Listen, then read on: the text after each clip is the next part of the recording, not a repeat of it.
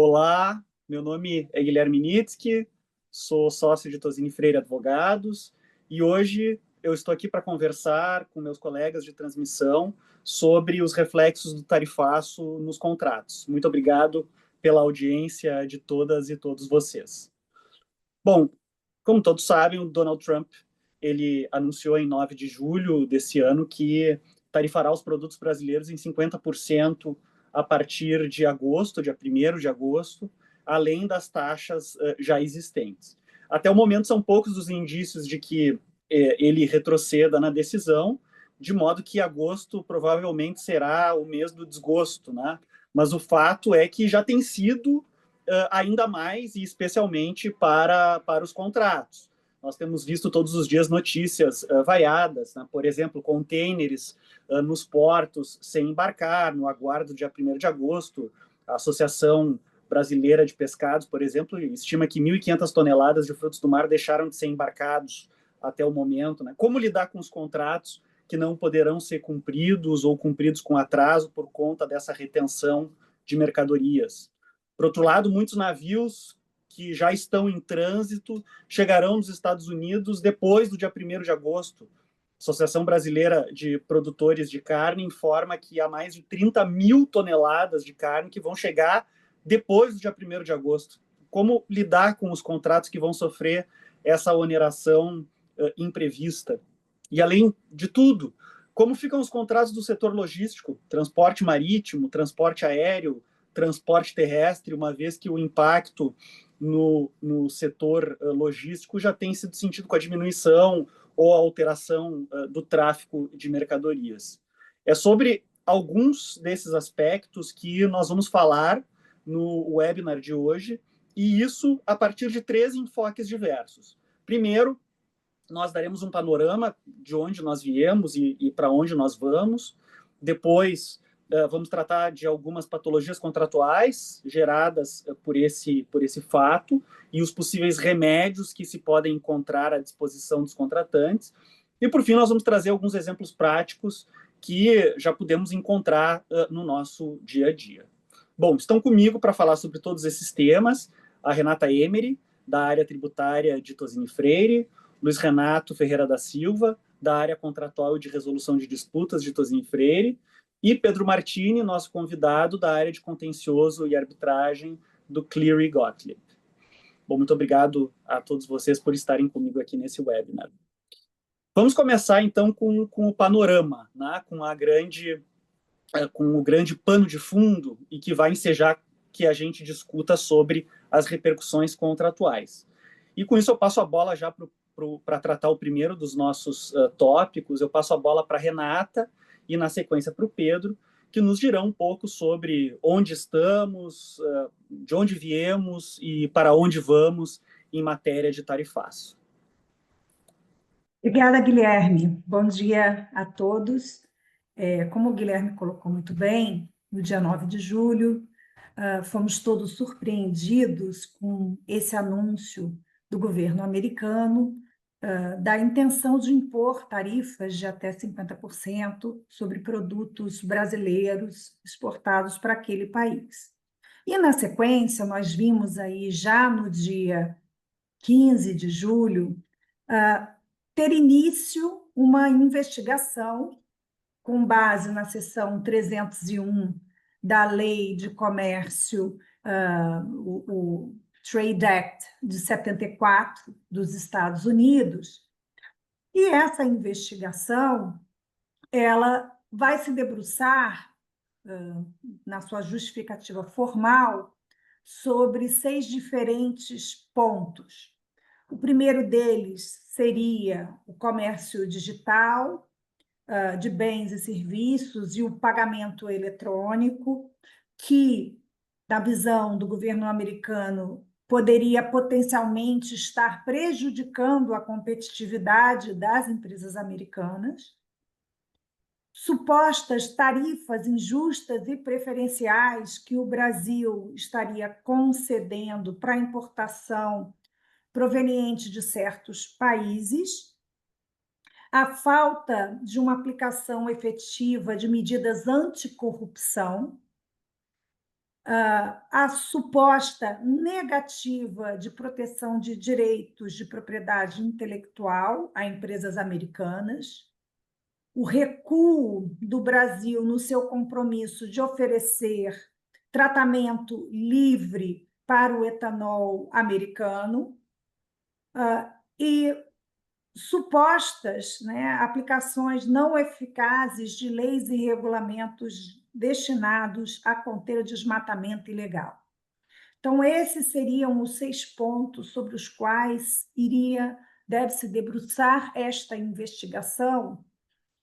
E alguns colegas americanos com os quais eu tive a oportunidade de discutir o tema chamam a atenção que, uma vez o resultado dessas investigações sendo, digamos, desfavorável para o Brasil, as medidas impostas, dentre as quais se incluem as tarifas dos produtos brasileiros, passam, então, a ficar muito difícil depois revertê-las. Então, é um processo muito mais complicado e lento para a reversão dessas medidas. E que medidas são essas? Elas podem incluir desde as tarifas sobre os produtos brasileiros, como restrições às importações de certos bens, a suspensão de benefícios de acordos comerciais, a restrição discriminatória a serviços ou a investimentos, a cobrança de taxas ou encargos adicionais sobre os bens e serviços provenientes do país considerado infrator. E a seção 301 também permite que se negocie uma solução com o país ou se busque aí solução por meio de mecanismos internacionais de resolução de controvérsias.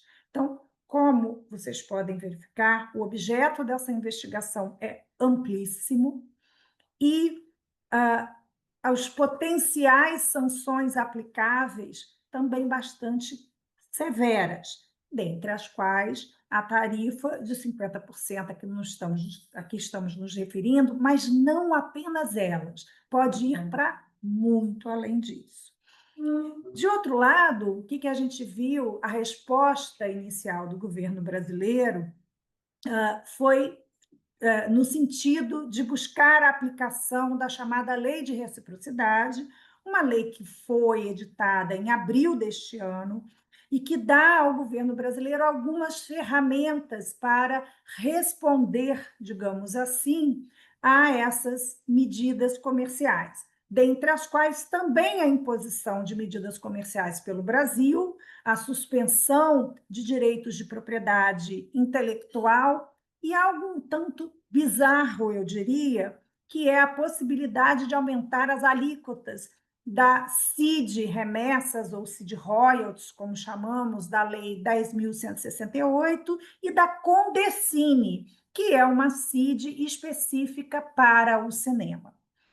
Na sequência, né, de tudo isso, nós vimos a regulamentação dessa lei de reciprocidade, que veio aí instituir uma espécie de vamos chamar assim, comitê com a participação de diversos ministros para encabeçar eventuais negociações com busca à solução de todo esse conflito, muito embora as medidas efetivas por parte do governo brasileiro, a gente não tem visto aí sentido muito, com exceção dessa recente informação por parte do ministro Alckmin, do vice-presidente Alckmin, de que teria tido aí interlocuções, finalmente, com a Casa Branca. E ontem, já há alguns dias, nós sentimos um rumor, né, no mercado dessa intenção do governo de taxar as big techs, e ontem, finalmente, foi apresentado um projeto de lei para essa finalidade, um projeto de lei que visa instituir uma contribuição social digital, contribuição essa de inspiração naquilo que nós chamamos de Digital Service Tax, DST, que nós vimos proliferar nos últimos anos entre os países europeus, e que visa o quê? Gravar a receita das vendas de publicidade e propaganda ou de dados por empresas de Big Tech, mas que tenham ali como mira os usuários brasileiros, como medida usuários localizados no Brasil, ainda que essas empresas operem de fora do território brasileiro. Diante deste cenário, vamos chamar assim, caótico e de grande embate entre as duas nações, a gente começa a ver como o Guilherme também já apontou, o cancelamento aí de diversos pedidos e contratos, né, visando importação de produtos brasileiros, e com um potencial também de repercussão no sentido inverso, né, a partir do ponto em que o Brasil começa a adotar medidas retaliatórias.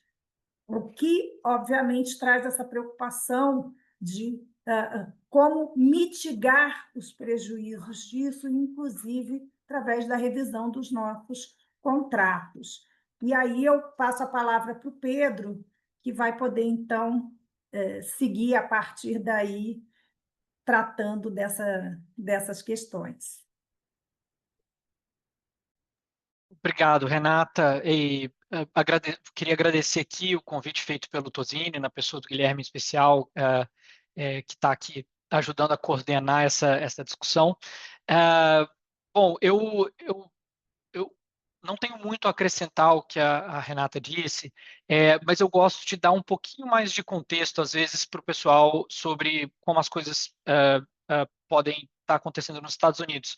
Além de ser formado como advogado brasileiro, eu sou advogado americano também, em Nova York, já há 10 anos atuando na área, e muitas vezes o sistema americano ele é tão diferente que muitas vezes os clientes nos perguntam, tentando entender um pouquinho mais de contexto, como que as coisas funcionam, para tentar pensar um pouco mais à frente, entender as consequências.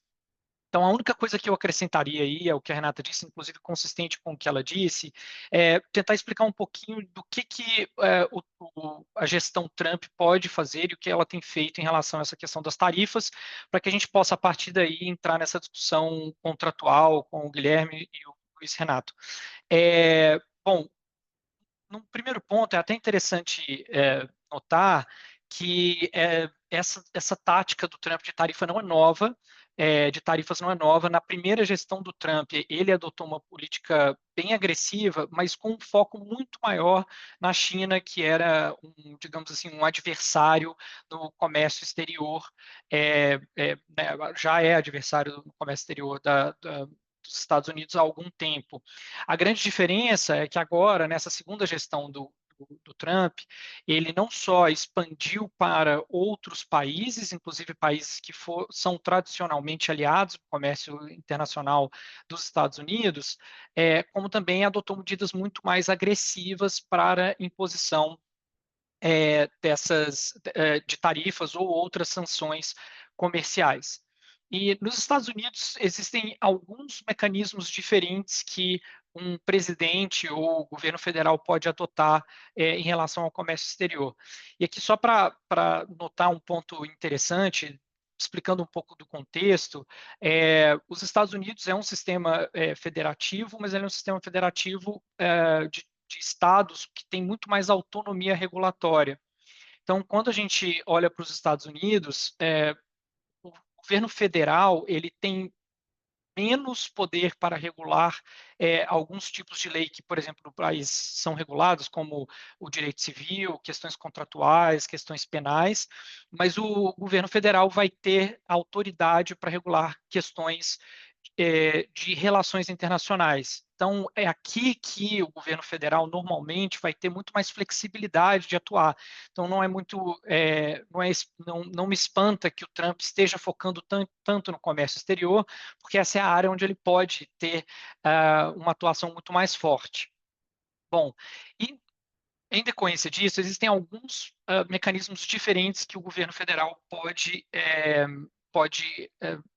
adotar para tentar explorar as questões de tarifas. Um deles é, sim, aí a seção 301, Section 301 do Trade Act de 1974, que a Renata mencionou. Ele basicamente foca em práticas injustas ou práticas que são, eles chamam de não justificadas ou desarrazoadas, unreasonable. Normalmente, pode-se adotar sanções a partir de uma investigação. Então, a agência reguladora dos Estados Unidos focada no comércio vai conduzir essa investigação, ela vai tentar entender se houve uma violação de práticas comerciais internacionais, se elas são injustas, injustificadas, ou desarrazoadas. E se ela entende que existe essa violação, então aí sim vai tentar impor sanções, inclusive tarifas. E aqui é nesse ponto que está correto o que a Renata disse, por isso que é um pouco menos discricionário, é uma medida menos discricionária tomada pela presidência, então é algo um pouco mais difícil de ser revertido, uma vez que se encontra a violação, uma vez que se conclui que existe uma violação e se adotam as tarifas, fica um pouco mais difícil de voltar atrás. Esse tipo de mecanismo foi usado extensivamente contra a China pelo governo americano, e nos casos, eu acho que aqui é bom até contrastar, é interessante, nos casos a agência americana entendeu que houve violação porque teve uma transferência forçada de tecnologia, houve roubo cibernético, né, ou hackers, por exemplo, houve um licenciamento discriminatório. Então, são práticas que são realmente, pelo menos no passado, em relação à China, foram práticas realmente agressivas que foram identificadas. Então, a grande questão aqui, o grande questionamento é se de fato essa agência americana vai entender que houve algum tipo de medida parecida pelo governo brasileiro. As outras duas, passando bem rapidamente, as outras dois mecanismos principais que também demandam uma investigação são a seção 232 e a seção 201.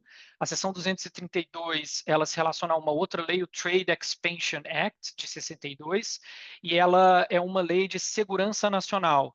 Então, os Estados Unidos adota aqui sanções quando existe algum tipo de importação que ameaça a segurança nacional dos Estados Unidos. Então, um exemplo aqui clássico é a questão de aço e alumínio, quando os Estados Unidos entendeu que esses metais são essenciais para a segurança nacional, por exemplo, para a produção de, é, aparatos militares, mas que a produção doméstica estava caindo por causa das importações. Então, o governo dos Estados Unidos entendeu, em casos parecidos, que era necessário impor tarifas por questões de segurança nacional.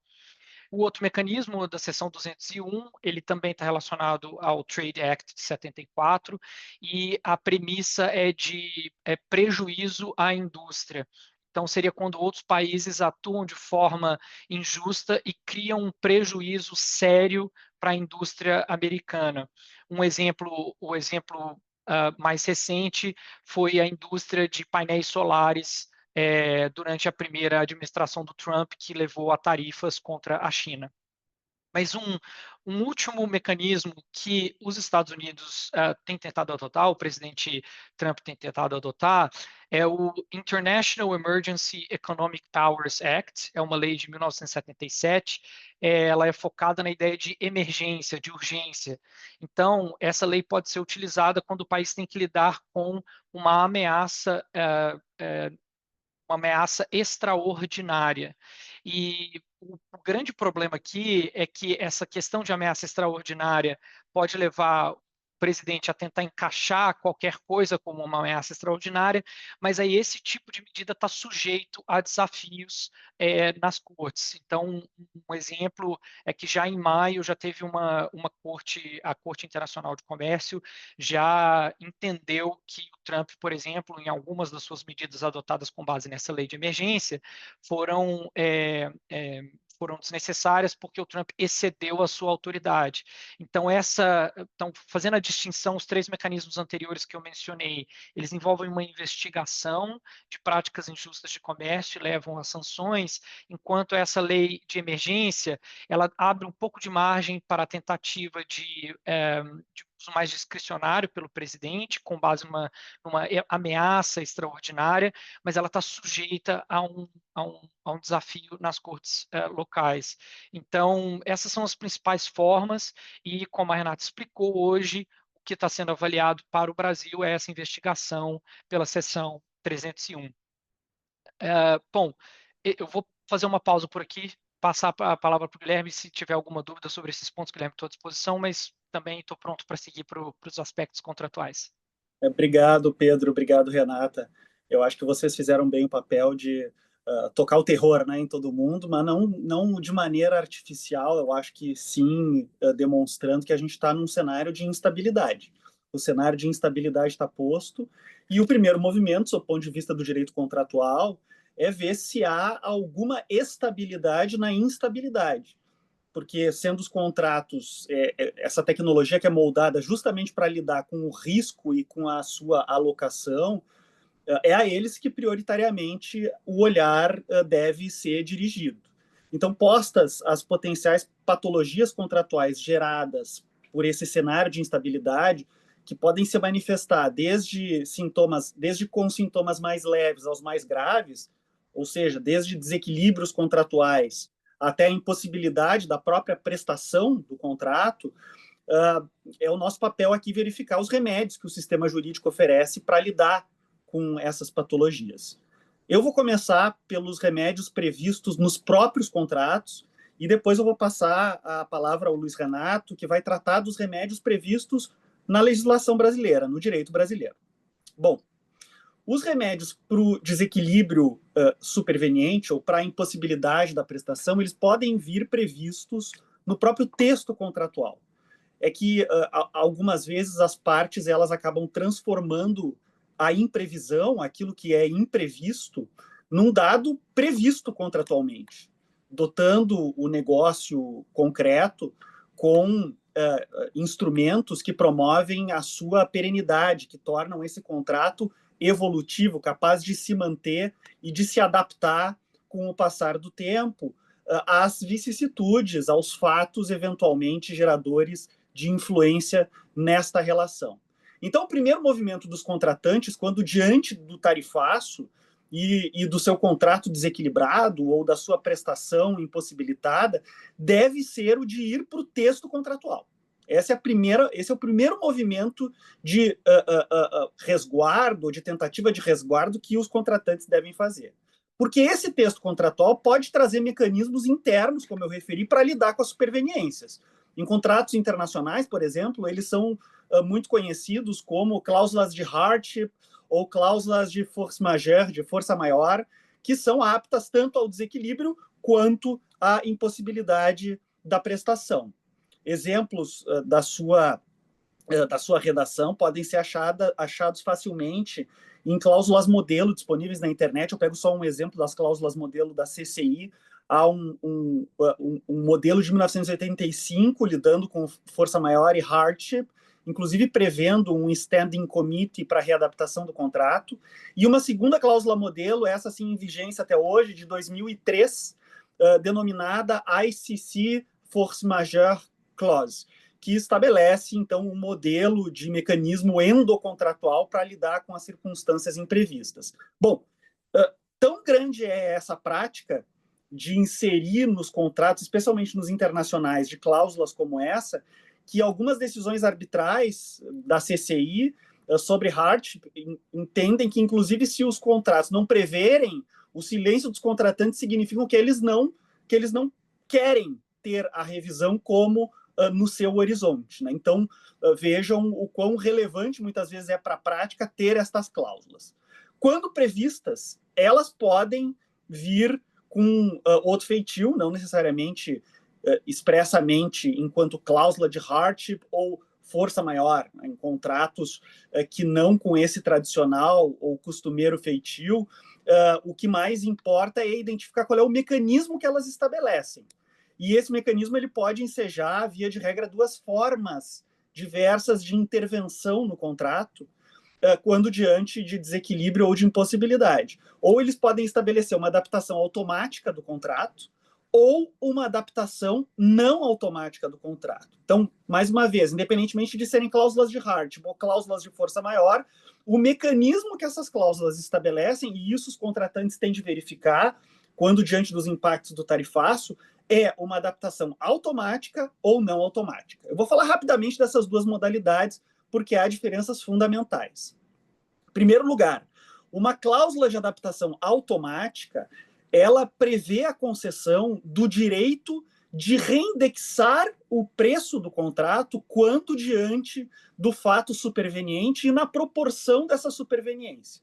O que eu quero dizer é que uma cláusula de adaptação automática é aquela que estabelece o direito potestativo aos contratantes, ou a um deles, ao prejudicado, de reajustar o preço do contrato para que esse reflita a nova realidade econômica. E esse reajuste, é claro, ele não é de maneira uniformemente prevista. Ele pode vir prevista de modos absolutamente diversos. Tomo dois exemplos. Esse reajuste pode simplesmente estabelecer que a proporção da alteração do preço deve ser a mesma que a ocorrida no contexto econômico. No caso, se houve aumento de 50% das taxas, esses mesmos 50% podem ser tidos como integrantes do preço e, portanto, reindexar automaticamente o valor. Ou, outra possibilidade, essa cláusula de adaptação automática pode estabelecer um patamar percentual a partir do qual a reindexação vai ter lugar. Como, por exemplo, se houver uma afetação na proporção de mais de 25% do preço, há o gatilho para reindexação. Os exemplos de cláusulas como essa são muitos, né? Cláusulas de manutenção do valor, cláusulas de sinistralidade, cláusulas de escala móvel, surgidas na época da inflação. A característica permanente de todas elas é de que a obrigação que essas cláusulas de adaptação automática estabelece é uma obrigação de resultado, não é uma obrigação de meio. As partes elas não têm a obrigação de negociar ou renegociar o seu contrato quando houver uma cláusula de adaptação automática.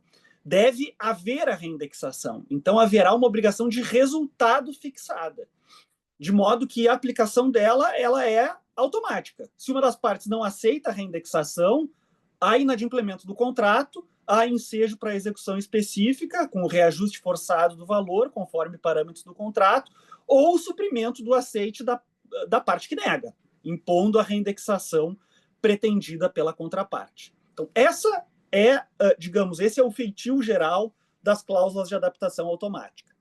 Mas, e aí indo para as cláusulas de adaptação não automática, o mecanismo contratual pode prever não a revisão de maneira a reindexar o preço, mas sim um dever de renegociar o contrato. Ou seja, uma cláusula que estabelece não o direito potestativo, mas o direito de pedir a renegociação, de iniciar um procedimento de rediscussão do preço contratual. Tanto por isso essas cláusulas são também conhecidas como cláusulas de renegociação. Hipótese em que o evento do desequilíbrio outorga não o direito a reindexar, e sim a abertura de um processo negocial, que pode vir menos ou mais amparado por especificidades previstas na cláusula, quanto ao próprio procedimento, ou mesmo quanto aos gatilhos de revisão. O mais relevante a ter em mente é que nas cláusulas de renegociação, o que se tem é uma obrigação de meio, a de que os contratantes empreendam os seus melhores esforços para renegociar o contrato quando diante dessas circunstâncias supervenientes que ela prevê. Então, esses melhores esforços, é claro, eles vão exigir dos contratantes que assumam certas condutas, sob pena de violar, de inadimplir o contrato. E esse é um cuidado que se tem de ter quando diante dessas cláusulas. Cooperação mútua durante o processo de renegociação, flexibilidade, efetivamente fazer propostas razoáveis, e por aí vai. Né? Não há de retardar negociações de propósito, propor alterações absurdas e inaceitáveis, etc. e etc.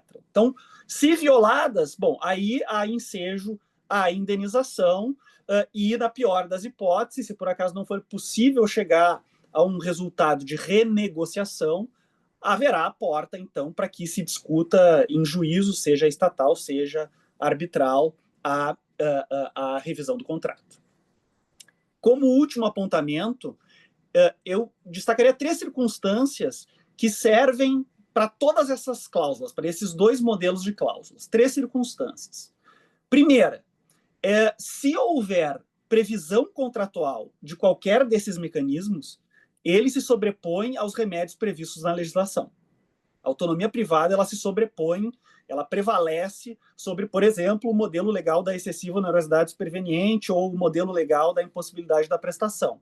A lei não se sobrepõe ao contrato nesse tópico. É ele que se sobrepõe à lei e é o mecanismo contratual que vai reger a readaptação do contrato. A segunda observação, e nessa esteira, é de que é necessário que as partes tenham atenção quanto àquilo que as partes estabelecem, seja como eventos aptos a dar ensejo ao reequilíbrio contratual, seja quanto a eventos que as partes excluem, como dando ensejo à readaptação contratual. Né? Não é incomum que as partes façam, né? Especialmente em contratações internacionais, é costumeiro inserir uma lista de cenários, de situações em que as partes não consideram que um evento seja de força maior ou de hardship. Né? É claro que elas podem gerar alguma controvérsia em razão do tarifaço, porque, de um lado, pode haver questionamento se a alusão a atos de governo, modificações na regulamentação, legislação estatal, corresponderiam efetivamente ao tarifaço, né? Sempre lembrando que, de acordo com o direito brasileiro, uma cláusula de renúncia de direito deve ser interpretada estritamente conforme o artigo 114. Então, há uma potencial discussão se previsões mais genéricas incluem o tarifaço, exclusões mais genéricas incluem o tarifaço. E, de outro lado, ainda que se enquadrem, podem gerar indagação se um evento previsto, mas de proporção ou consequências imprevistas, não estaria fora da pré-exclusão contratual. Então, haverá algum pano para a manga no exercício interpretativo. E a terceira e última observação é que essas cláusulas, elas não raramente elas vêm casadas com mecanismos adicionais de resolução de disputas, caso uma das partes não concorde com a reindexação ou não obtenha sucesso na renegociação. E as alternativas aqui são variadas. Pode-se ter desde cláusulas puras e simples de eleição de foro, até o que cada vez é mais comum em contratos internacionais, a previsão de cláusulas escalonadas ou multietapas, estabelecendo fases diversas de tentativa de solução de controvérsias, que podem incluir a própria negociação, a mediação ou a arbitragem. Então, em abreviado resumo, o primeiro olhar que as partes têm de ter é para o contrato, de modo a ver se há esses mecanismos previstos nos seus contratos, de modo a fazer frente ao tarifaço e adaptar esses contratos ao tarifaço sem a necessidade de recorrer a uma decisão de um juiz estatal ou mesmo de um árbitro. O cenário é um pouco diferente quando a gente olha para a legislação, para o direito brasileiro, e a esse ensejo eu passo a palavra ao Luiz Renato, que sobre isso vai tratar. Bom dia a todos, obrigado Guilherme, obrigado Pedro, obrigado Renato por ter feito essa introdução e essa exposição até agora. Na verdade, quando a gente vai falar de problemas de excepcionalidade que atingem os contratos sob a luz do direito privado brasileiro, nós estamos praticamente diante daquilo que um autor alemão chamado Karl Ladis dizia que é um caso de lacuna normativa. E a lacuna normativa por quê? Porque apesar de haver toda uma mitologia nos tribunais e no direito brasileiro de que a revisão é um problema nos contratos, que a revisão é excessiva no direito brasileiro, no direito privado, exclua-se aí a questão do direito consumidor, a revisão não tem regra geral prevista no Código. Ou seja, se nós olharmos o Código Civil, nós temos um artigo, que é o artigo 317, que refere à revisão de prestações pecuniárias, e depois temos em alguns contratos, episodicamente, cláusulas de revisão.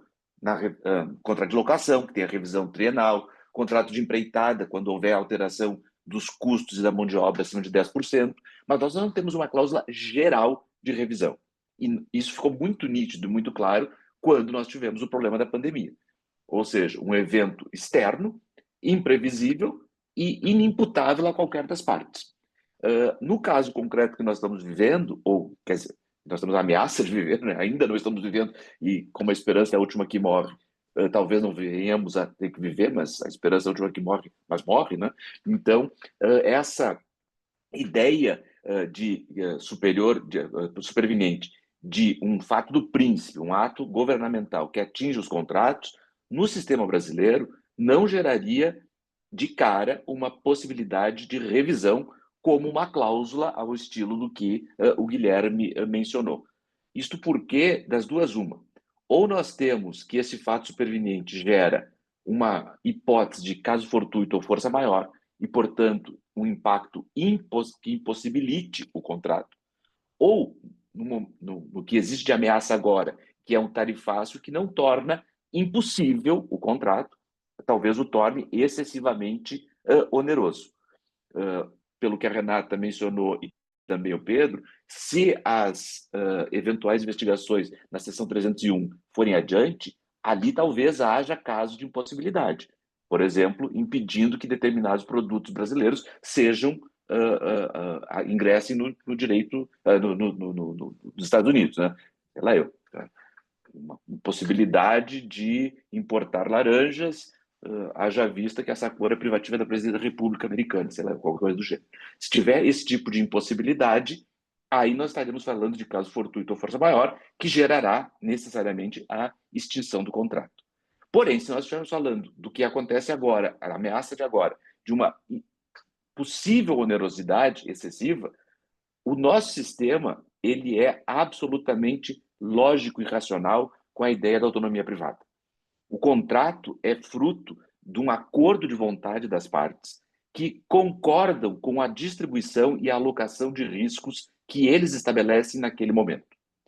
Uma superveniência que vier a alterar esta alocação de riscos no nosso sistema não gerará o direito de uma das partes de impor esse risco sobrevindo à outra parte, que é o que a revisão busca, né? A revisão, na verdade, ela busca fazer com que aquele fato que fica totalmente alocado com prejuízo para uma das partes seja repartido ou transposto em parte para o outro contratante, coisa que o nosso sistema não permite. Nosso sistema tem uma cláusula de resolução no artigo 478, que diz que o fato superveniente, imprevisível e extraordinário que gere uma onerosidade excessiva gerará para a parte prejudicada o direito de resolução, ou seja, o direito de desfazer o contrato, dizer, não quero mais seguir com esse contrato porque eu não tenho condições, dado o fato imprevisível. E, embora eu não vá cumprir, eu não estou em mora porque há uma excludente da mora, haja vista a impossibilidade, a dificuldade, a onerosidade excessiva superveniente. E, sabiamente, do meu ponto de vista, deixa a outra parte, aquela que não está sofrendo prejuízo, ponderar se efetivamente o contrato é vantajoso, é necessário, é imperioso e fazer a oferta equitativa do artigo 479. Ou seja, eu digo, não, pediu a resolução, de fato, há um fato imprevisível e eu quero revisar o contrato. Bom, se eu manifesto a vontade de revisar o contrato judicialmente, dado que o prejudicado só tem a resolução, nós voltamos à recomposição da intenção das partes através de uma proposta equitativa, que aí sim será apreciada pelo Poder Judiciário para dizer quão equitativa é, se efetivamente se prevalece ou não. Mas nós não temos um mecanismo legal de revisão imediata. Nada obstante, ou melhor, graças a isto, fica mais evidente, né, a necessidade de uma inclusão de cláusulas contratuais ao estilo do que mencionou o Guilherme, porque sem elas eu não teria uma pretensão revisional. Ainda que, repita, haja quem sustente que era possível estender o artigo 317, que deveria fazer uma interpretação mais elástica do 478. Não é essa a lógica do Código. Não é essa a lógica do Código sequer em caso de lesão lá no início do contrato, quanto mais ainda em fatos supervenientes. Por isso, a cláusula se torna relevante. Entretanto, eu gostaria de fazer uma observação ao que o Guilherme disse. O próprio conteúdo da cláusula revisional pode ser complexo. Por quê? Porque o nosso sistema, se a cláusula que for aplicada, a cláusula automática é o melhor exemplo possível. Se ela, imagine que eu tivesse uma cláusula automática de revisão de tributação no caso concreto e aumentasse necessariamente 50% o custo do contrato para um dos contratantes, isso inviabilizaria talvez o contrato. E, portanto, eu teria que disputar a própria cláusula de revisão automática. Ou seja, eu teria que ter um mecanismo de dizer, olha, esta cláusula, ainda que prevista, gerará o problema da onerosidade excessiva após a sua aplicação. Que foi justamente o que o sistema legal quis prevenir, evitar que alguém diga, eu quero revisar e quero impor para o outro lado, e que o juiz viesse e escrevesse o contrato. Bom, as partes podem fazer. O reajuste automático pode gerar uma subsequente necessidade de resolução, por dizer, o impacto da cláusula contratual gera uma onerosidade excessiva a ponto de eu pedir a resolução. E, portanto, mesmo tendo uma cláusula de revisão, eu poderia cair no problema resolutório, né? Por isso, o melhor mecanismo, do meu ponto de vista, é, eventualmente, ter uma cláusula de hardship, que não é uma cláusula automática, que é uma cláusula de negociação, ter a possibilidade de uma cláusula de mediação, etc., ainda que, claro, a gente saiba, né, que se quando um não quer, dois não brigam, quando um não quer, dois não fazem uma renegociação. Estamos, infelizmente, vendo isso no plano governamental nesse momento. Mas, de qualquer forma, o nosso sistema legal não tem cláusulas revisionais específicas. O que ele tem é uma cláusula resolutória e que faz lógica com o sistema de preservação do contrato. A dúvida que me surge o tempo todo, e quero compartilhar a dúvida aqui, é que, eventualmente, a presença de uma cláusula revisional que diga tem que se fazer a revisão, e esta cláusula, como disse o Guilherme, é uma obrigação de meio, eu não tenho obrigação de chegar a essa resolução, se isso não excluiria a possibilidade da oferta equitativa. Porque se as partes disseram que primeiro elas vão negociar e elas não chegam a uma boa solução, como é que eu delegaria para o juiz a possibilidade, ou para o árbitro, a possibilidade de fazer essa resolução? Meu temor é que uma interpretação coerente desta manifestação diga, tendo a cláusula e ela se frustrando, ela deveria necessariamente resultar na resolução do contrato. O que, se por um lado, do ponto de vista litigioso, é uma encruzilhada, porque eu vou ter que resolver ou não, do ponto de vista negocial, é um bom argumento para sentar e negociar. Porque se eu tiver que ir para as vias de fato judiciais, eu cairia no problema da resolução.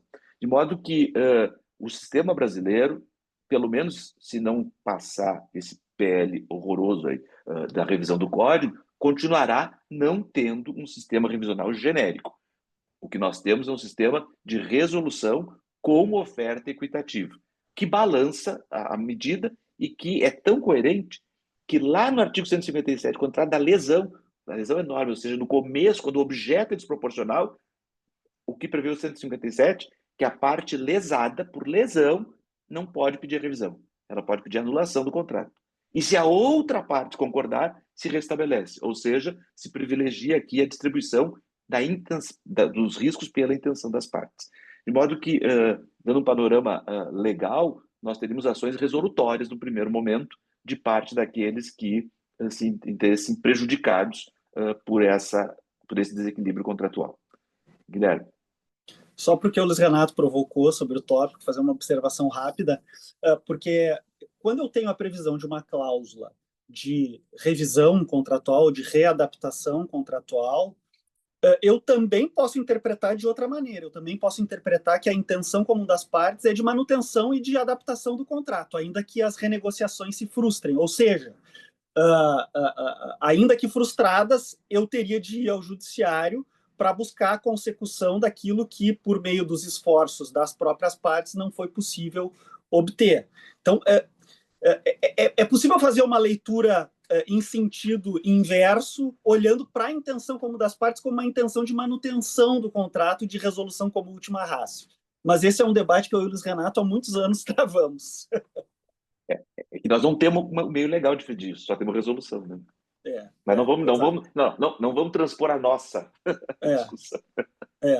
Mas eu queria aproveitar todo esse arcabouço digamos assim, teórico da autonomia privada e da heteronomia da previsão legal, e um pouco para o caso concreto, né? Começar pelo Pedro, que eu sei que ele tem alguns exemplos já vinculados ao tarifaço que bateram já em cortes norte-americanas. Pedro, se você puder compartilhar com a gente alguns desses casos práticos, que eu acho que dá, digamos assim, a pintura para essa moldura que a gente procurou narrar aqui. Claro, Guilherme. É bem interessante ouvir a exposição de vocês, em especial do Luiz Renato. Acho que porque nos Estados Unidos, só antes de eu entrar nos casos mais concretos, não existe. Bom, perdão. Na verdade, nos Estados Unidos não se vê a onerosidade excessiva como uma hipótese de resolução ou de impossibilidade, tá? Assim, via de regra, né, de uma forma geral. Na maioria dos estados, e aqui eu estou focando um pouquinho na lei de Nova York, que eu posso falar um pouco mais, normalmente as cortes vão entender se existe de fato uma impossibilidade absoluta de cumprimento do contrato, e as cortes normalmente entendem que um mero custo mais alto, uma onerosidade excessiva, não constitui essa impossibilidade excessiva. Obviamente pela lei, sem olhar disposições contratuais expressas. Então aqui eu acho que reforça o ponto que o Guilherme e o Luiz Renato falaram, que é muito importante ter uma atenção à letra do contrato. E o segundo ponto que eu ia levantar é que não só nós estamos, os Estados Unidos tem essa pequena diferença, ou talvez uma grande diferença do ponto de vista da lei, as cortes americanas também fazem interpretações muito estritas dos contratos. O que eu quero dizer com isso? Acho que os dois levantaram aqui esse ponto sobre quais hipóteses vão estar previstas dentro de descrições um pouco mais genéricas de cláusulas, etc. Então, as cortes americanas, elas tendem a fazer uma interpretação bem mais restrita. Em relação ao tarifaço, a gente já sabe, embora a gente ainda não tenha decisões muito claras, a gente já sabe de pelo menos um caso que já foi iniciado em New Jersey, tentando desafiar questões do tarifaço, porque tentando desafiar as tarifas impostas pelo governo, porque ela terá um impacto muito grande na indústria nacional e prejudicará os consumidores. Não é uma questão contratual ainda, mas já mostra um pouco o sabor aí das questões que estão por vir. Essa questão de New Jersey é uma disputa sobre a indústria de laranjas, né? Os Estados Unidos fazem uma importação muito grande de laranjas do Brasil, e a alegação feita por essa empresa americana em New Jersey é de que haverá um impacto significativo na indústria, que afetará inclusive o preço para consumidores, etc. Então a gente já vê que mesmo os americanos que não estão acostumados a fazer a entrar nas cortes americanas com base em alterações de preço, não fazem isso com muita frequência, eles já estão olhando para essa questão com alguma preocupação. Mas eu tenho alguns casos já recentes que tratam sobre essa questão de como que um preço pode ou não pode impactar um contrato. Então, só dando um panorama geral bem rápido aqui para vocês, nos Estados Unidos nós temos três possibilidades de evitar o cumprimento do contrato. Uma é a força maior, ou force majeure, igual já foi discutido aqui pelo Guilherme. Um ponto importante é que, de acordo com a lei americana, a force majeure tem que estar previsto expressamente no contrato, e as cortes americanas entendem que o evento específico tem que estar previsto no contrato também. Então a gente volta aqui naquele ponto sobre a previsão mais genérica, em que ponto vai dar para conseguir encaixar alguma coisa ali. Dando um exemplo para vocês, no caso Rochester Gas contra Delta Star, havia uma cláusula de força maior que cobria atos governamentais, atos de governo. E a corte entendeu, naquele caso, que essa previsão não incluía a ação do governo que levou a uma subida do preço do aço. Então, só para dar um exemplo aqui de como que as cortes fazem uma interpretação bem estrita. Então, embora a subida do preço tenha decorrido de um ato do governo, eles entenderam que não era o suficiente. Mas aqui, nesse caso, não porque ela, perdão, né, só para esclarecer, nessa decisão específica, não foi porque ela não, o ato governamental não é porque a cláusula não previa um ato governamental, mas porque a corte entendeu que apenas tornava a performance ou o cumprimento do contrato mais oneroso. Então, a corte entendeu que não era suficiente, mesmo com a previsão da cláusula de força maior. A segunda possibilidade é a impracticability, seria a impossibilidade prática de você cumprir o contrato. Nessa questão da impracticability, a gente está falando de um evento imprevisto que afeta uma premissa fundamental do contrato. Essa impraticabilidade comercial é prevista no UCC, que é o Uniform Commercial Code, é um código de comércio dos Estados Unidos a nível federal. E um dos casos que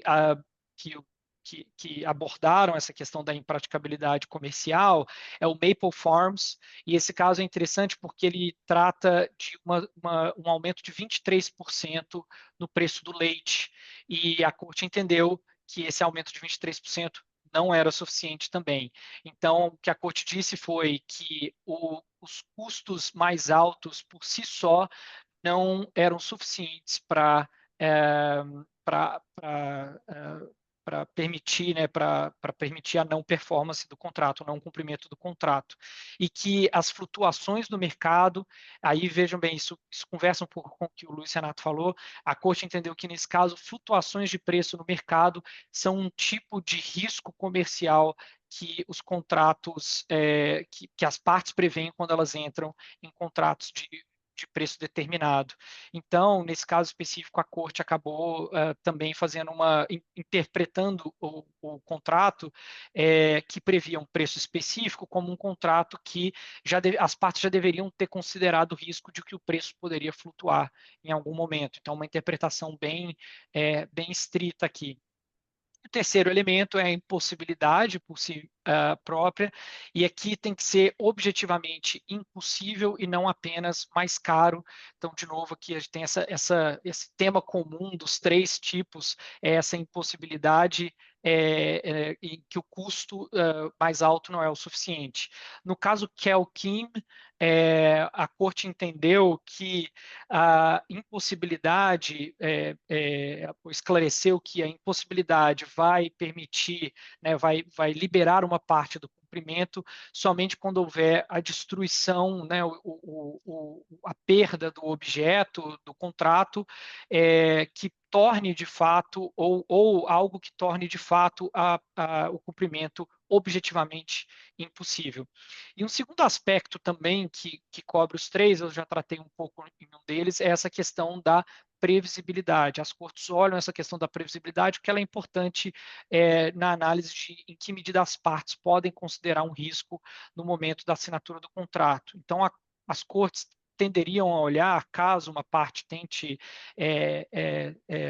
se esquivar do cumprimento de um contrato por causa de uma questão tarifária, as cortes podem considerar, por exemplo, em que medida a tarifa é realmente imprevista. Se nós estamos falando de uma variação comum no mercado, ou se nós estamos falando de um ambiente político instável nos últimos anos, tem vários elementos que as cortes podem considerar para essa questão da previsibilidade. Tudo isso para dizer que também, eu acho que tem uma citação, uma linguagem bem interessante do caso que é o Kim, que eu posso mencionar, que mostra um pouco esse aspecto das cortes americanas. A corte a Corte de Apelação de Nova York, que é a corte mais alta do estado, ela disse o seguinte, no caso que é o Kim, normalmente, uma vez que a parte de um contrato fez uma promessa, a parte tem que cumprir ou pagar danos por falhar em cumprir o contrato, mesmo que existam circunstâncias imprevistas que façam o seu cumprimento excessivamente oneroso ou mais oneroso. Então é interessante esse ponto só para mostrar essa questão de que as cortes americanas e a lei americana realmente resiste olhar para um aumento de preço ou onerosidade excessiva como uma hipótese para dispensar o cumprimento do contrato. Então, dito isso, só para finalizar e passar a palavra adiante, eu acho que é muito importante para quem estiver negociando contratos considerar algumas coisas. Primeiro, a linguagem específica, né? Então, se você for colocar, por exemplo, a escolha de foro como as cortes de Nova York, por exemplo, é muito importante ter certeza que a sua linguagem é muito clara para acobertar os riscos que vocês estão prevendo como clientes. Segundo ponto é prever mecanismos de ajustes de preço também que sejam bem claros, bem objetivos, caso seja esse o seu objetivo. Meramente contar com a hipótese de possibilidade de ajuste não vai ser o suficiente na lei americana, por exemplo. Isso também, por fim, pode ser interessante considerar cláusulas padrões utilizadas no comércio, como cláusulas da CCI, ou observar Incoterms, por exemplo, que podem alocar o risco da tarifa especificamente. Então, por fim, na hora de negociar, acho que vai ser crucial entender qual a lei aplicável e qual judiciário que vai considerar, ou a arbitragem que vai considerar as questões que surgirem do contrato, porque isso pode impactar significativamente a análise da questão. Obrigado, Pedro. Queria passar a bola para o Luiz Renato, que eu acho que ele tem um caso recente, envolvendo inclusive containers, para nos narrar um caso brasileiro, né, propriamente dito. Na verdade, é algo que, por sorte, se resolveu, mas poderia acontecer e pode acontecer com mais frequência. O que aconteceu nesse caso? Temos um cliente cujo negócio dele é alugar containers. Então, ele compra containers no mundo inteiro e aluga no mundo inteiro. Ele fez esse contrato de leasing com uma empresa brasileira. Essa empresa brasileira não adimpliu com as suas obrigações e nós tivemos que entrar com uma ação para buscar e apreender esses containers e devolvê-los ao proprietário, que era a empresa que alugava. Essa empresa fica nos Estados Unidos. Bom, esses containers eles compram no mundo inteiro. E alguns desses containers eles compram em algum lugar, mandam para outro e nunca entraram nos Estados Unidos.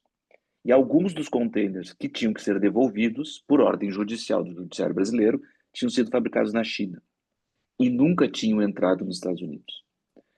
No contrato originalmente previsto, a obrigação do locatário era devolver o container na sede do locador, ou seja, nos Estados Unidos, com os custos arcados por ele.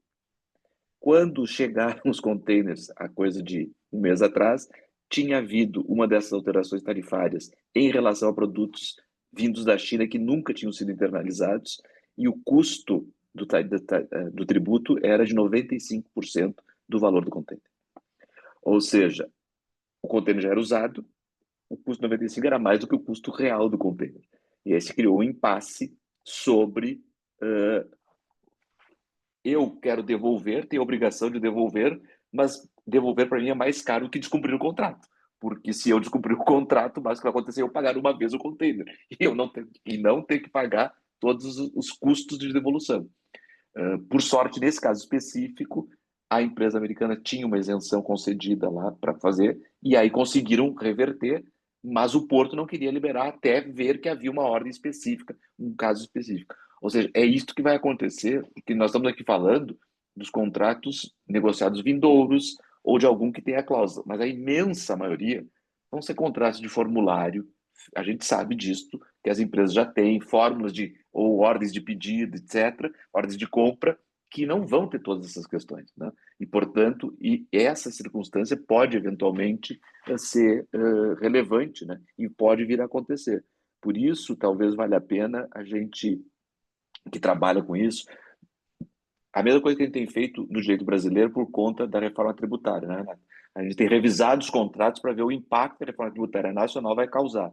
Talvez a gente tenha que fazer isso nos contratos internacionais agora para ver que impacto vai causar e tentar, de antemão, fazer algum tipo de negociação dessa espécie.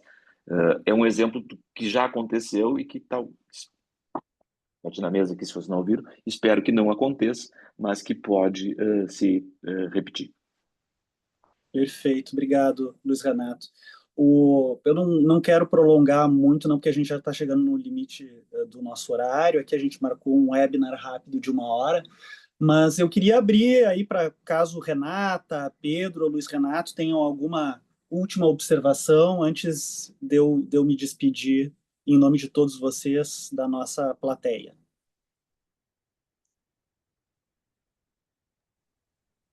Guilherme, só uma observação final, assim, foi um evento realmente espetacular, agradeço muito aí, tanto os esclarecimentos do Pedro, quanto todos os comentários do Luiz Renato e seus.